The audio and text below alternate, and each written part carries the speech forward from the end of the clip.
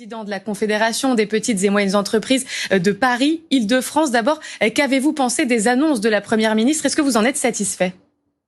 Écoutez, c'est un premier pas, on va dans le bon sens. Est-ce que ça suffira? Il est un peu tôt pour le dire. En tout cas, aujourd'hui, on est dans le concret.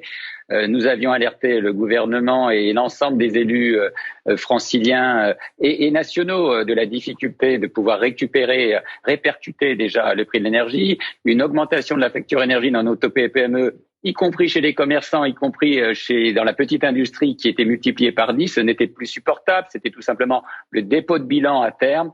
Donc on va dans le bon sens, on espère que ce amortisseur d'un an suffira, même si on peut craindre que l'évolution du prix de l'énergie va continuer et ça pèse beaucoup dans nos coûts d'exploitation. Donc il y a cet amortisseur électricité donc pour les petites et moyennes entreprises qui ne bénéficiaient pas du bouclier tarifaire. La Première ministre a aussi parlé de simplifier et d'amplifier les aides ciblées qui étaient déjà en vigueur dans les entreprises. C'est ce que vous réclamiez aussi. Vous trouviez que c'était trop complexe pour obtenir ces aides qui existent déjà ? Oui, on avait une sorte de palais de dame tartine. Vous savez, on accumulait les dispositifs et c'est jamais facile quand vous êtes le nez dans le guidon, surtout dans l'accumulation des crises, de trouver la bonne solution. Et parfois, faute de trouver la bonne solution, c'est pas faute de l'avoir cherché, on ne la fait pas et donc on est obligé d'éteindre un feu qui couvre chez nous. Et aujourd'hui, on voit bien que on a besoin d'une sorte de guichet unique, en tout cas de simplification des aides. Il y a déjà ces 3%, ce signalement du bouclier de 3%. Il y a aussi aujourd'hui cet amortisseur et on espère qu'il y aura aussi du sur-mesure parce que on ne peut pas dire aujourd'hui ce dont on aura besoin demain parce que on voit bien que nous sommes face à des problèmes qui naissent tous les jours et ça c'est une grande difficulté pour les boulangers, pour bien entendu toutes les activités qui consomment, les supermarchés, ceux qui congèlent, y compris les services. Vous savez, quand vous avez des data centers, ça consomme aussi d'électricité, tout ce qui fournit des données. Donc tout ça fait partie d'une réalité quotidienne et puis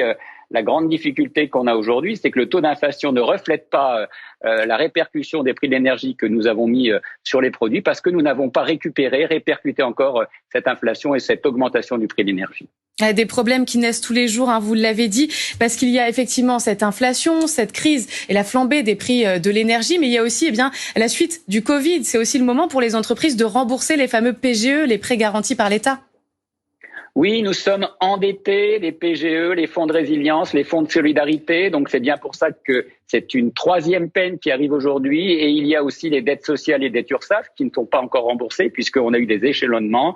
Donc on voit bien qu'on est dans un surendettement des TPE-PME, dans un État qui lui-même est surendetté avec des taux de prélèvement obligatoire qui dépassent les 47%.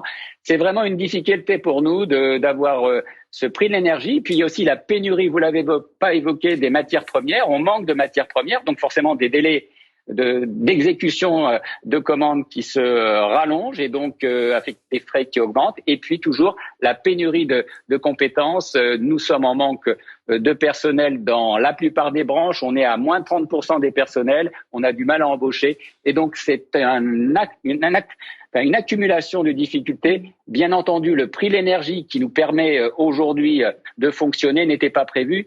Vous savez, on n'a jamais eu cette difficulté avec les prix de l'énergie, nous-mêmes, avec cette augmentation du prix des prêts. Jusqu'à présent, on était sur des taux bancaires qui étaient inférieurs et un prix d'énergie qui nous semblait anodin. C'est plus le cas aujourd'hui.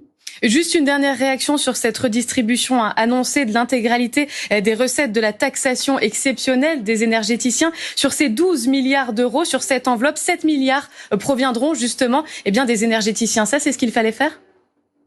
C'est ce qu'il fallait faire. Je vous cache pas qu'on aurait aimé qu'on fasse un peu mieux avec la CVAE que le gouvernement a reporté sur 2 ans. Ça aurait été un élément aussi de bonne loi.